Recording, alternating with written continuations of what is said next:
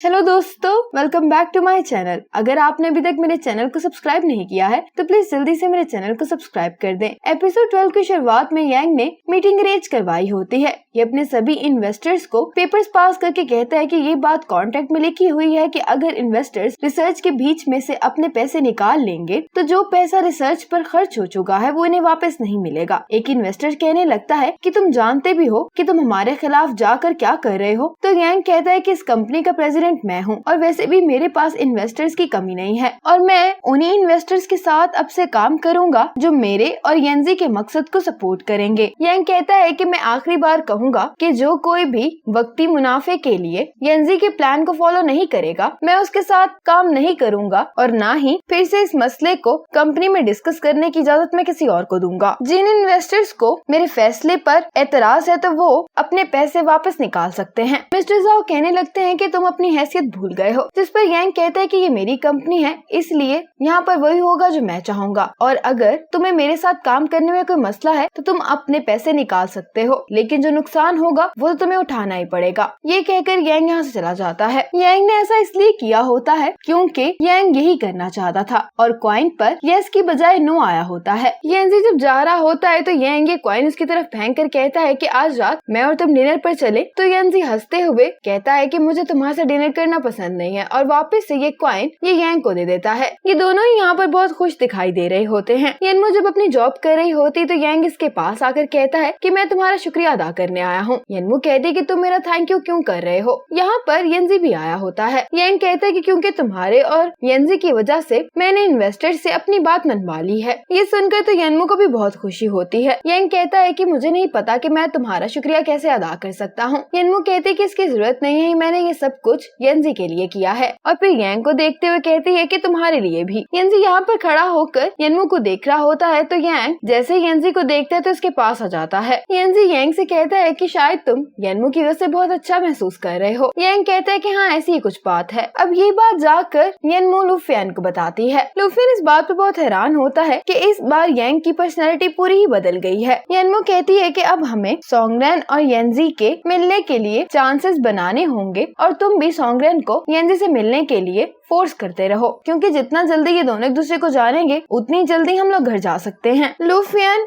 येनमो के लिए फिक्रमंद होकर कहता है कि क्या वाकई में तुम ये कर पाओगी। तो येनमो कहती है कि इसमें मेरा भी और येंजी का भी फायदा है। सोंगरेन की मुलाकात आज जब लुफियन से होती है तो इसको बताती है कि मैंने अपने कॉन्सर्ट पर उस शख्स को देखा था जिसे मैं बचपन से पसंद करती हूँ। तो लुफियन कहता है कि अगर ऐसी बात है तो मैं तुम्हारे लिए उसका एड्रेस लेकर आऊंगा। आज ओ येंजी की कंपनी में फूड डिलीवर करने के लिए आया होता है और लिफ्ट में इसकी मुलाकात सीयू से होती है। अचानक से लिफ्ट बंद हो जाती है। सीयू तो बहुत ज्यादा डर जाती है और ये ओ को पकड़ लेती है। ओ सीयू से कहता है कि मुझ पे भरोसा रखो, मैं अभी इस मसले को ठीक कर देता हूँ। अब ओ अपनी पावर्स की मदद से लिफ्ट के सिस्टम से बात कर रहा होता है कि क्या तुम ठीक हो। ये लिफ्ट के सिस्टम से और भी बहुत सारी बातें कर रहा होता है जिसको सुनकर सीयू कहती है कि ये दिखने में तो अच्छा भला लगता है लेकिन क्या ये पागल है जो इस तरह की बातें कर रहा है। और कुछ ही सेकंड्स बाद लिफ्ट दोबारा से चलने लगती है। ये सब कुछ ओ ने किया होता है। ओ तो यांग को फूड डिलीवर करने के लिए आ रहा होता है लेकिन सीयू को लगता है कि जैसे वो इसका पीछा कर रहा है। यांग ओ से कहता है कि मैंने तो येनमो को ये ऑर्डर लाने के लिए कहा था तो फिर तुम क्यों आए हो। ओ कहता है कि वो बिजी थी इसलिए मैं आ गया हूँ। सीयू यांग से कहती है कि तुम जानते हो ना कि मेरी कंपनी एआई असिस्टेंट बना रही है तो मैं ये पूछना चाहती हूँ कि क्या तुम मेरी कंपनी में इन्वेस्टमेंट करोगे। मैं तुमसे इसलिए पूछ रही हूँ क्योंकि तुम मेरे भाई के दोस्त हो। यांग सीयू से कहता है कि मैं एक बिजनेसमैन हूँ इसलिए मैं तुम्हें कोई भी फेवर्स नहीं दे सकता हूँ। मैंने तुम्हारा प्लान पढ़ा है लेकिन जब तक मैं फाइनल प्रोडक्ट नहीं देख लेता मैं तुम्हारी कंपनी में इन्वेस्टमेंट नहीं कर सकता हूँ। सीयू कहती है कि ठीक है फिर मेरे फाइनल प्रोडक्ट का इंतजार करो और ये यांग से कहती है कि मैं ये चिकन अपने साथ लेकर जा रही हूँ। यांग कहता है कि ठीक है। सीयू यहाँ पर आई होती तो ये सोचती है कि मैं अपने भाई से ही मिल लेती हूँ। येंजी के ऑफिस में बैठकर चिकन खा रही होती है कि इतने में यहाँ पर सोंगरेन आ जाती है। येंजी से पूछता है कि तुम्हें मेरी कंपनी का एड्रेस किसने दिया है। सोंगरेन कहती है कि बस किसी ने मुझे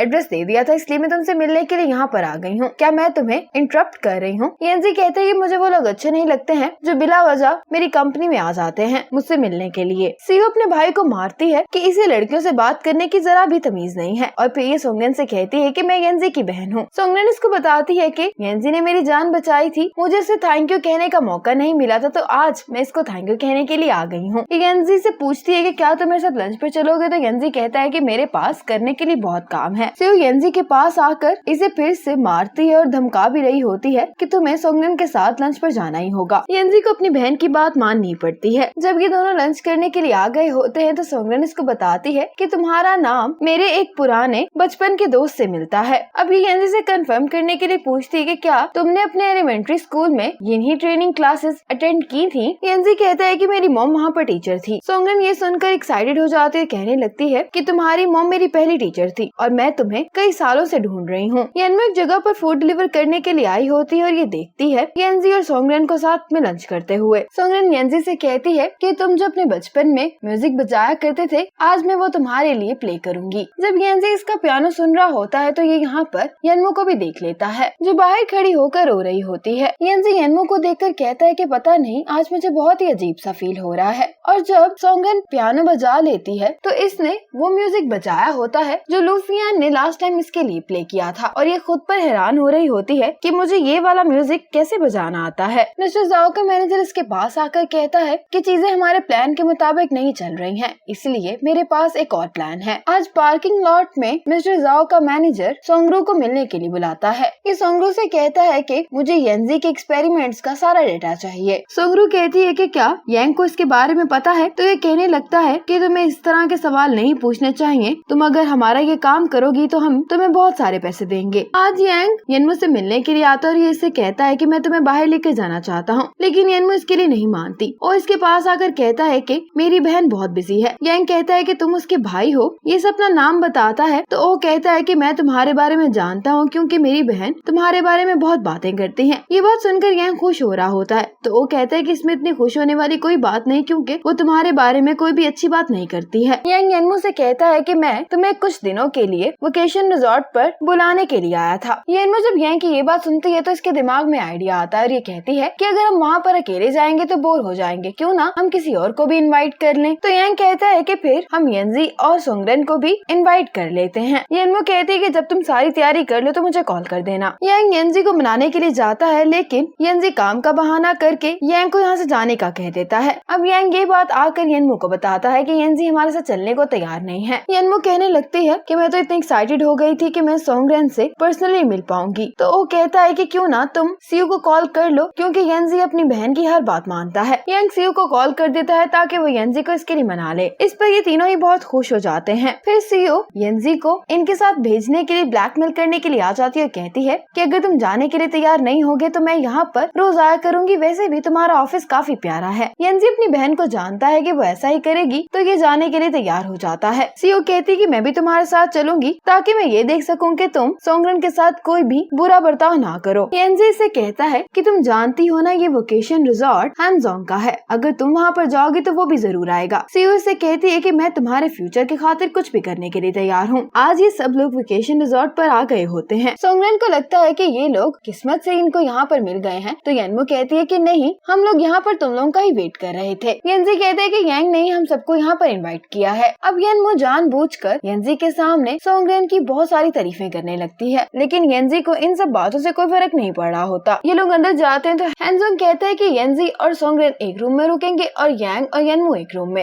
येंजी कहता है कि तुमने हम सब के अलग रूम्स क्यों नहीं बुक किए हैं। तो हैंजोंग कहता है कि मेरा पूरा रिजॉर्ट बुक है और मेरे पास इन 2 रूम्स के अलावा और कोई रूम अवेलेबल नहीं थे। अब यहाँ पर सीयू भी आ जाती है जिसको देखकर हैंजोंग तो बिल्कुल ही पागल हो जाता है और ये सीयू को अपने रिजॉर्ट का सबसे अच्छा रूम दे रहा होता है। ये सीयू से कहता है कि तुम्हारा साथ वाला रूम मेरा है। सीयू कहती है कि फिर मैं इसमें नहीं ठहर रही हूँ, मैं अपनी असिस्टेंट के साथ ही रूम शेयर कर लूंगी। फिर जब यांग और येंजी पूल में रिलैक्स कर रहे होते हैं तो यांग इसको कहता है कि तुम और सोंगरेन बहुत ही अच्छा मैच हो। येंजी कहता है कि आखिर मेरी बहन ने तुम्हें ऐसा क्या दे दिया है जो तुम उसकी इतनी साइड ले रहे हो इस मामले में। यांग कहता है कि सबको यही लगता है कि तुम्हारा और सोंगरेन का मैच बहुत अच्छा है। येंजी कहता है कि और किसको ऐसा लगता है। तो यांग कहता है कि येनमू भी ऐसा ही सोचती है। येंजी सोचने लगता है कि आखिर येनमू मेरी इतनी परवाह क्यों करती है। और फिर हैंजोंग बड़ी मुश्किल से सीयू को अपने साथ लेकर आता है। इसने सीयू के लिए फायरवर्क्स फायरवर्क्स का इंतजाम किया होता है। फायरवर्क्स सीयू को काफी अच्छे लग रहे होते हैं। फिर हैंजोंग नीचे बैठ जाता है और कहता है कि मैं तुम्हें बहुत पसंद करता हूँ, क्या तुम मेरी गर्लफ्रेंड बनोगी? सीयू कहती है कि तुम मुझे 107 दफा यही बात कह चुके हो और मेरा हर बार एक ही जवाब है और वो है ना। येनमू जब इन फायरवर्क्स को देख रही होती तो कहती है कि आज के बाद सब कुछ नॉर्मल हो जाएगा। यांग यहाँ पर आ जाता है और इसको अपनी जैकेट देता है और इसे कहते हैं कि रूम में चलो, यहाँ पर तुम्हें ठंड लग जाएगी। लेकिन येनमू कहती है कि मैं तुम्हारे साथ रूम शेयर नहीं करना चाहती हूँ। यांग इसे रूम की चाबी दे देता है और कहता है कि तुम रूम में जाकर सो जाओ, मैं कार में सो जाऊंगा। सीयू ने येनजी को मिलने के लिए बुलाया होता है और इससे पूछती है कि क्या तुम सॉन्गरेन को पसंद करते हो या नहीं। येनजी कहते हैं कि वो और मैं सिर्फ दोस्त हैं। सीयू कहने लगती है कि अगर वो तुम्हें पसंद नहीं है तो मैं भी तुम्हें फोर्स नहीं करूंगी, क्योंकि हैंजोंग भी तो इतनी कोशिश कर चुका है, लेकिन वैसे चाहकर भी पसंद नहीं कर सकती हूँ। येनजी कहता है कि मैं जानता हूँ कि तुम मेरी परवाह करती हो। सीयू कहती है कि तुम्हें येनमू कैसी लगती है। येनजी कहने लगता है कि तुम उसके बारे में क्यों पूछ रही हो, मेरी तो उससे मुलाकात भी बहुत ही थोड़ी दफा हुई है। सीयू कहती है कि फिर तुम इतना नर्वस क्यों हो रहे हो। येनजी कहता है कि मुझे येनमू दूसरी लड़कियों से थोड़ी सी मुख्तलिफ लगती है, लेकिन मैंने कभी भी येनमू को अपनी गर्लफ्रेंड बनाने के बारे में नहीं सोचा है। सीयू कहती है कि मैं जानती हूँ कि यांग येनमू को पसंद करता है और मैं भी नहीं चाहती हूँ कि एक लड़की की वजह से तुम्हारी और यांग की दोस्ती खराब हो, लेकिन अगर तुम वाकई में येनमू को बहुत पसंद करते हो तो मुझे लगता है कि तुम्हें येनमू को ये बात बता देनी चाहिए। येनजी रूम में जब अपना कोट लेने के लिए आता है तो सॉन्गरेन इसको कहती है कि तुम कहाँ पर जा रहे हो। येनजी कहता है कि मुझे नहीं लगता कि हमारा रूम शेयर करना सही बात है, तुम आराम से रेस्ट करो, मैं यहाँ से जा रहा हूँ। रात को लूफियान येनमू के घर पर आता है तो इसको बताता है कि येनमू तो घर पर नहीं है, वो वेकेशन रिजॉर्ट गई हुई है। जब वो लूफियान को ये भी बताता है कि वहाँ पर येनजी भी है तो लूफियान कहता है कि मुझे फौरन येनमू के पास जाना होगा। इसी मोमेंट पर एपिसोड 12 खत्म हो जाती है।